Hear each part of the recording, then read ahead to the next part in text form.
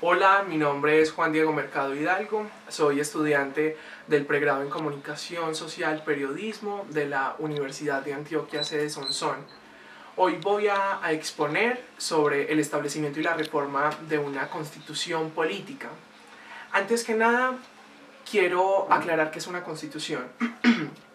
En el Estado moderno, las constituciones políticas son el reflejo del pueblo, ya que la ley fundamental, también como se le conoce a la constitución política, traduce todas las corrientes políticas, económicas, sociales y culturales de cada territorio.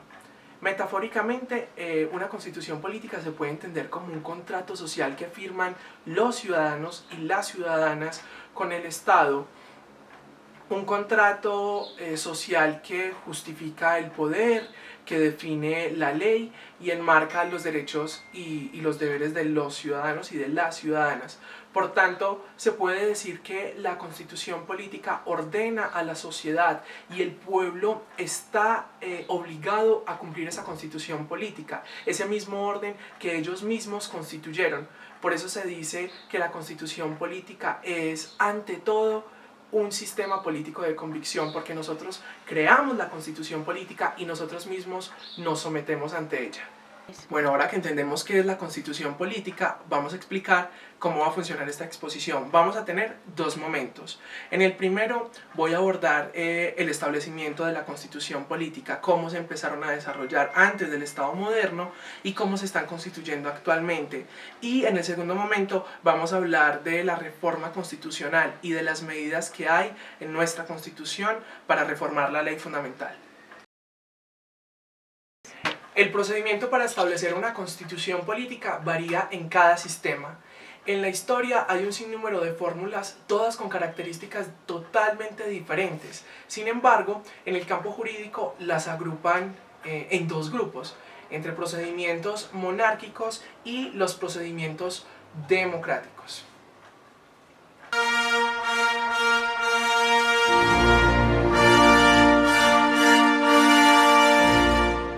Para entender los procedimientos monárquicos debemos retroceder en el tiempo. Hace unos años las reglas del juego de cada nación las daba la corona. El rey ordenaba todo a su parecer. Por tanto, se puede decir que no tenía límites su poder. En el mundo político, a estas formas de gobierno del rey y de la reina se le conocen como monarquías absolutas. Hoy casi todas han desaparecido en su totalidad con esos regímenes de autoridad. Ahora bien, los procedimientos monárquicos hacen referencia al proceso político que tuvieron estas monarquías absolutas, el rey y la reina, con sus pueblos, donde les dieron una constitución política para, en muchas ocasiones, justificar el poder y para reconocerle a los ciudadanos y las ciudadanas los derechos individuales de cada persona.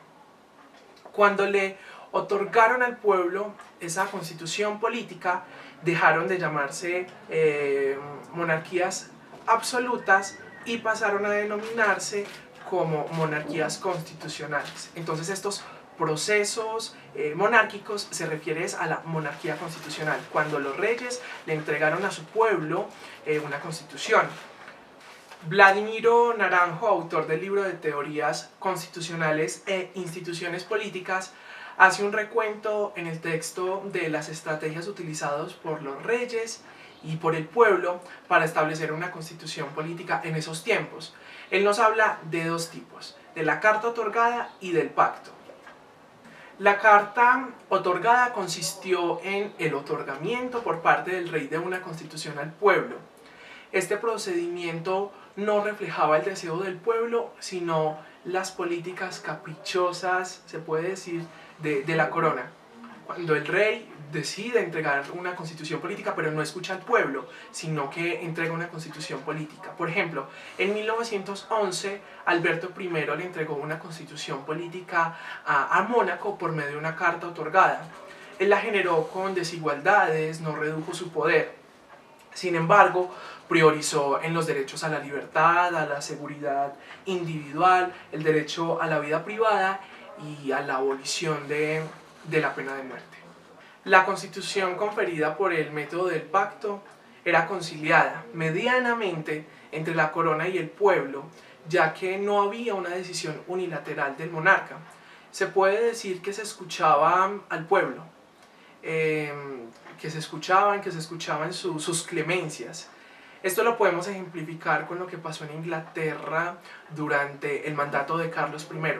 Durante su paso por la corona, el parlamento inglés chocó en varias ocasiones con sus políticas de poder, pues vieron que él no estaba respetando la autonomía parlamentaria. Entonces, el Parlamento realizó varias demandas para lograr finalmente limitar el poder de Carlos I y le exigieron aceptar una carta donde aceptara un cambio constitucional y donde limitara su poder y donde los parlamentarios tuvieran como esa legitimidad individual para meter las manos como en el Estado y en la ley. Entonces, finalmente, el rey tuvo que aceptar esta constitución tramitada por medio del pacto. Con la llegada del Estado moderno cambiaron los procesos democráticos en las formulaciones de las constituciones políticas. Se dejó a un lado el poder superior de los dioses, el poder heredado y entre otras supersticiones de la época que justificaban el poder. ¿Para qué? Para dar por sentado que la fuente del poder la tiene el pueblo, que la voz de la nación es el pueblo, que la voz del Estado es el pueblo. Entonces se anclaron los mecanismos de la Asamblea Constituyente, el referéndum constitucional y el plebiscito para traducir y adaptar todos los mandatos del pueblo a la constitución política, para escuchar cómo se quería gobernar el pueblo. La Asamblea Constituyente es una corporación creada especialmente para redactar una constitución a un Estado naciente, para reemplazar a una existente o para reformarla. Normalmente se utiliza en casos donde, según Vladimiro Naranjo, el ordenamiento del Estado ha sido quebrantado o su vigencia haya sido interrumpida por una grave conmoción interna, por un golpe de Estado, una guerra civil o cuando la sociedad considera que el titular del poder constituyente carece de voluntad política para adelantar las retomas institucionales que las circunstancias exigen. La convocatoria a una asamblea constituyente, según la Constitución Política de Colombia, la puede hacer el gobierno, 10 miembros del Congreso, el 20% de los concejales o de los diputados y los ciudadanos en un número equivalente al menos al 5% del censo electoral. Sin embargo, el pueblo es quien tiene la voz para aprobar o desaprobar este mecanismo. De ser aceptada, cuando se tramita el pueblo o el Congreso, los miembros de la Asamblea deben ser elegidos por voto popular. Los ciudadanos ceden el poder para que otras personas ejerzan la autoridad constituyente de manera temporal, pues la Asamblea Constituyente es una institución transitoria. Cuando cumplen su objetivo, deja de existir. Cuando hacen la constitución política, deja de existir. La constitución política de 1991 fue realizada por medio de una asamblea constituyente. En este caso, el pueblo citó al mismo pueblo a una convocatoria en 1991 bajo el movimiento conocido como la Séptima Papeleta, integrada en su mayoría por estudiantes de universidades públicas y privadas que le exigían a la nación y al Estado un cambio constitucional. Ese mismo año, el pueblo le dijo sí a esa propuesta de realizar una nueva constitución. Y en diciembre, y al año siguiente, en diciembre, eligieron a 70 constituyentes para su redacción. Ahí estaba entre muchos Humberto de la Calle y Navarro Wolf. Dentro de los mecanismos democráticos para generar una constitución también está el referéndum. En este caso, se le somete al pueblo el texto de una constitución para que él se pronuncie libremente mediante el sufragio. Por lo general, una asamblea constituyente o el propio gobierno es quien realiza la propuesta de la constitución y el pueblo es quien directamente la establece. Le preguntan al pueblo, ¿acepta o no acepta este texto? Pero el texto ya está realizado. Bajo este recurso fue aprobada la primera constitución política de Italia en 1947. Humberto II llamó a las urnas y los italianos eligieron una carta magna donde principalmente cambiaron su sistema político de monarquía a república. Un cambio sustancial en estas posiciones políticas y la forma de Estado en Italia. El pueblo también puede refrendar una constitución por medio del plebiscito. En la práctica viene siendo lo mismo que el referéndum, es decir, que opinen sí o no. Sin embargo, la diferencia radica en que el plebiscito se hace en torno a una pregunta: ¿acepta o rechaza una constitución? Y el referéndum, como lo dije ahorita, pregunta bajo un documento ya redactado.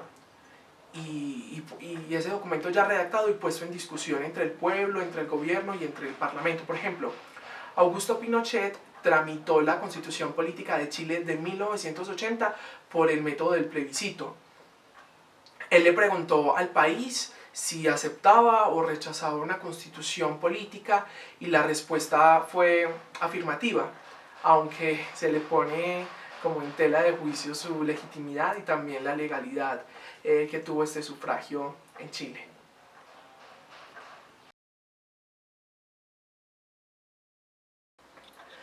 Las constituciones políticas están diseñadas para que perduren en el tiempo. Sin embargo, los años traen diferentes problemas y necesidades que obligan a repensar lo que está constituido. Por eso, las mismas constituciones políticas traen el mecanismo de la reforma, que permite, entre otras cosas, hacer cambios medianos o cambios mínimos a la ley fundamental para adaptarla a los acontecimientos que están ocurriendo o las necesidades que están pasando en el momento.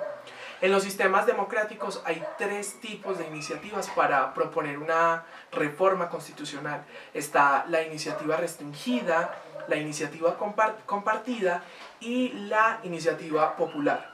La primera, la restringida, hace referencia al poder exclusivo que tiene el poder ejecutivo, en el caso de Colombia el presidente, o el legislativo, el Congreso, para proponer cambios constitucionales. La segunda, el sistema mixto, es cuando los dos poderes se unen, el poder ejecutivo y el poder legislativo, para reformar. El último, el popular, es cuando el pueblo plantea cambios en la Constitución.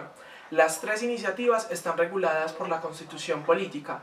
Cada una debe cumplir con unos requisitos y unas normas para ser efectivas, las mismas que se necesitan para crear una asamblea constituyente o para hacer el llamado para convocar a una asamblea constituyente, que ahorita ya las dije, pues ya las mencioné. El número de congresistas y el número del pueblo que debe firmar esa propuesta. Luego de las iniciativas viene el grupo de órganos que pueden hacer efectivas esas propuestas. En Colombia es el Congreso de la República, la Asamblea Constitucional o un sistema mixto de las primeras mencionadas, el Congreso y la Asamblea Constituyente. Si bien los ciudadanos no tienen injerencia en las decisiones, se supone que estos órganos son los representantes del pueblo. Elegimos al Congreso y también a la Asamblea Constituyente. Entonces, indirectamente, el pueblo está relacionado con estas medidas constitucionales o con las que se van a tomar. Por eso el Leviatán es quien le da como esa fuerza o esa legitimidad al Estado. El pueblo es quien forma el Estado y el Estado es el Estado gracias a una constitución política que el pueblo crea, que el pueblo legitima. Por eso es tan importante la voz del pueblo en las formulaciones de estas cartas, que no se pueden tomar con miedo. La Constitución no se puede tomar como un miedo. La Constitución es un sistema político de convicción, un sistema que los ciudadanos y las ciudadanas crean para cumplirlo, para vivir políticamente correcto en la sociedad.